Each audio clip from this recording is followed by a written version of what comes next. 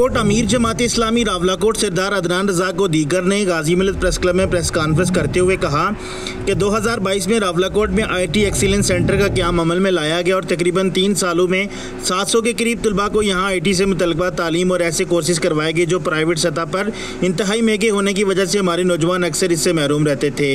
इन courses की बदौलत हमारे नौजवान ने फ्री लांसिंग की मदद से अंदरूनी बैरून मुल्क रोज़गार के मौक़े हासिल किए, उन्हें मुल्क बाइज़्ज़त रोज़गार कमा रहे हैं। उन्होंने कहा कि अलमिया है कि इस इदारे को यहाँ से मुंतकिल करने की बातें हो रही हैं जो इंतहाई अफसोसनाक अमल है। इन कोशिशों को भी कामयाब नहीं होने देंगे।